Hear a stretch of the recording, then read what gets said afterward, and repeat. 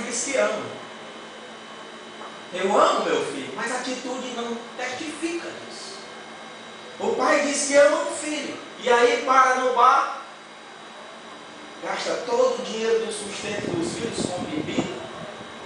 O filho passa necessidade, vai para o colégio do governo, apanhar das outras crianças que também estão vitimadas pela mesma violência, e o pai diz que ama o filho. A mulher tem nojo quando o marido toca nela. Ai, meu Deus, ai, misericórdia, Ave Maria, porque não pode botar o nome de Jesus nessas coisas. E ama o marido. O marido trata a mulher como uma prostituta. Particular, é claro. Não uma prostituta de aluguel que está nas praças ou na beira-mar da vida. Particular. E diz que ama a mulher. Eu não entrei nem no nível de igreja, porque aí a coisa fede mais ainda. É ainda mais fedorenta. Atentemos para as palavras de Jesus. Ele diz, a lei manda uma coisa, mas eu digo para vocês, eu, Jesus, o Salvador, o caminho que leva de volta a Deus, a verdade diz a vós, que vocês amem aos vossos inimigos,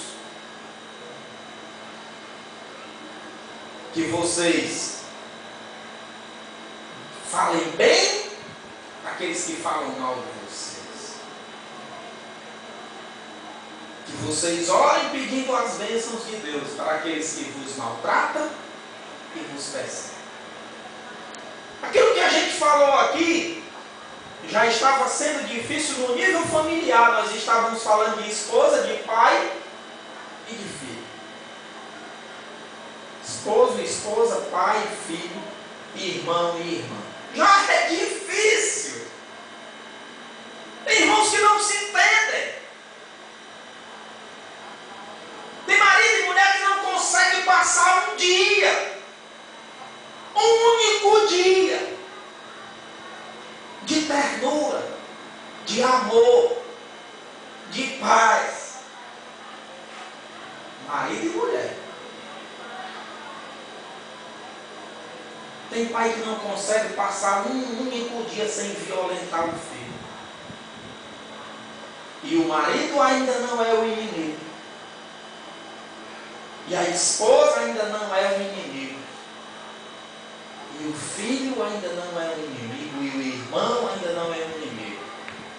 E o que um tirano desse, uma tirana dessa, um déspota desse, poderia fazer com o inimigo? Se já faz mal o marido ou a esposa, se já faz mal o filho ou a filha, se já faz o pai mal o pai ou a mãe. Parece, irmãos, uma coisa simples da Bíblia, que as pessoas passam sem analisar. E as pessoas até decoram isso. Olha, Jesus diz, ama os vossos inimigos. As pessoas nem se tocam que elas estão falando para elas mesmas e estão rejeitando aquilo que elas mesmas estão falando para elas mesmas. Um dia eu estava no ônibus Edson Queiroz e alguém falou um palavrão na frente de uma criança. E foi bem na descida, quando a mãe estava descendo com o filho. Porque a mulher passou apressada e deve ter dado lá uma cotovelada, deve ter machucado, e ele disse algum palavrão lá com ela, por conta dessa colisão, desse atrito corporal.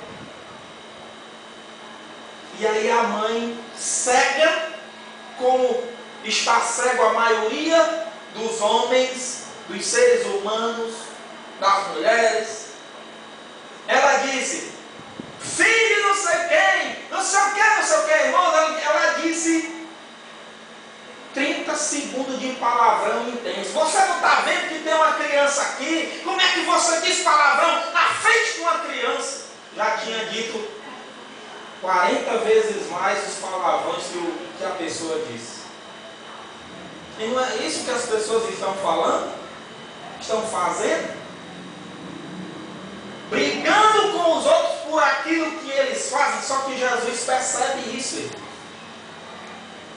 Jesus percebe isso. Jesus é muito lúcido em relação a isso. E o que é que nós fazemos que Jesus não tem lucidez a respeito? Tudo que nós fazemos, Jesus tem lucidez a respeito. Jesus encontra uma cena dessa, típica do ser humano, numa praça. Os homens vieram para executar a lei sobre uma mulher que foi surpreendida em adultério. E a lei dizia que numa situação dessa, a mulher deveria ser levada para fora do arraial e apedrejada até a morte. Mas aí, por sorte dessa mulher, alguém procurou a graça, a verdade, e disse: graça, verdade, caminho e vida. Esta mulher foi surpreendida em adultério. E a lei manda que nessa situação, aqueles que a flagraram apedrejem até a morte. E aí Jesus diz assim: o que é que vocês estão fazendo?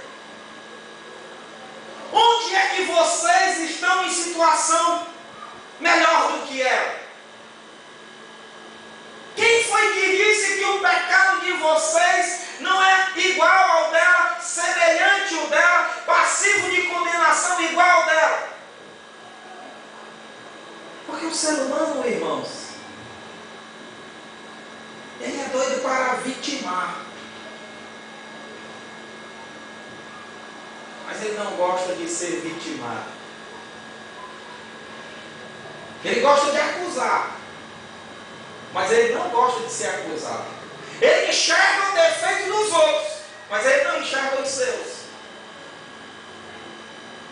E todas as ciências de sabedoria que nós temos no mundo sabem e dizem que tudo que o homem tem diante de si é apenas um espelho aonde ele se enxerga.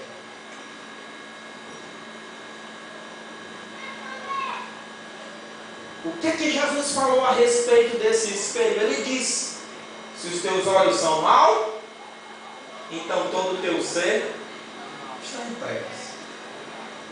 Se os teus olhos são bons, então todo o teu ser é luminoso.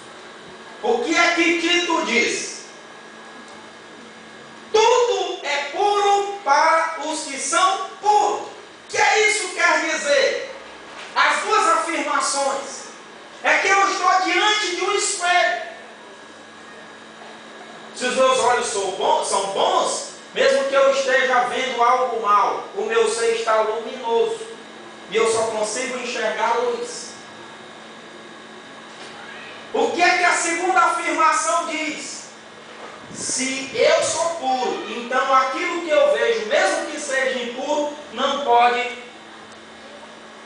me tornar impuro, porque tudo é puro para os puros, mas também tudo é impuro para os impuros. As pessoas dizem assim: eu violentei porque primeiro eu fui violentado. Eu falei mal porque você não sabia o que ela andava falando de mim. Eu não levantei nenhuma oração lá no leito de enfermidade dela, porque sempre me maltratou, nunca me fez o bem. Que justificativa é essa nossa? De que serve essa justificativa nossa para Deus? Qual a justificação que ela nos traz? E nós estamos dizendo isso. Tratei meu esposo assim porque ele mereceu. Tratei minha esposa assim porque ela mereceu. Violentei meu filho, minha filha, porque fez uma travessura.